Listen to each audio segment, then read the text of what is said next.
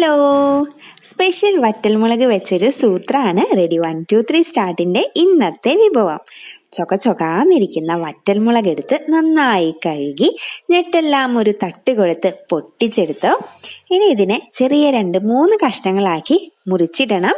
ഇതിനിടയിൽ സബ്സ്ക്രൈബ് ചെയ്യാനും ലൈക്ക് അടിക്കാനും മറക്കല്ലേ.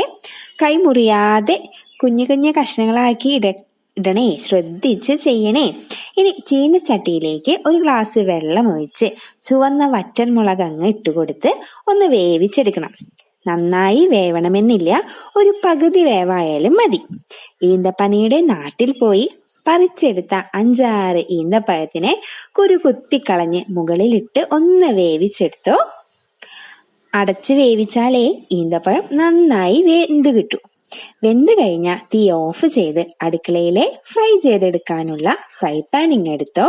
നല്ല നാടൻ വെളിച്ചെണ്ണ ഒഴിച്ച് കടുക് വറ, കുറച്ച് ഉലുവയും 4-5 അല്ലി വെളുത്തുള്ളിയും ഇഞ്ചിയും കൂടി മൂപ്പിച്ചെടുത്ത് 1/2 ടീസ്പൂൺ മല്ലിപ്പൊടിയും നല്ല കാശ്മീരി മുളക് പൊടിയും ഇട്ട് നന്നായി മൂക്കുമ്പോൾ നമ്മൾ നേരത്തെ തയ്യാറാക്കി വെച്ച ഈന്തപ്പഴവും മുളകുമില്ലേ, ഇതങ്ങെടുത്ത് അതിന്റെ മുകളിലേക്ക് ഒഴിച്ചോളൂ.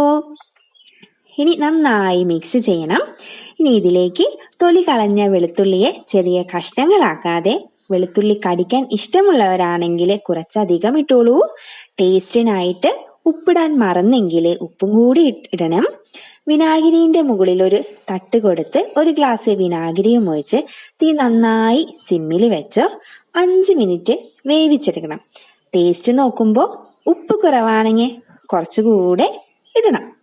ഇനി നമ്മുടെ അവസാനത്തെ ചേരുവയായ കായം പൊടിയും കൂടി ഇട്ട് കഴിഞ്ഞാൽ മുളകച്ചാറ് റെഡിയാണ്.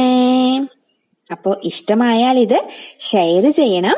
കുറച്ച് ചോറിൻ്റെ ഒപ്പം ഈ അച്ചാറെടുത്ത് കുഴച്ച് വായിലേക്ക് ഇടുമ്പോൾ ഇനി ചോറിന്റെ കാര്യത്തിലൊരു തീരുമാനമായില്ലേ. കിഡു ടേസ്റ്റ് ആണ്. അപ്പൊ എല്ലാവരും ഉണ്ടാക്കി നോക്കിയിട്ട് അഭിപ്രായം പറയണം.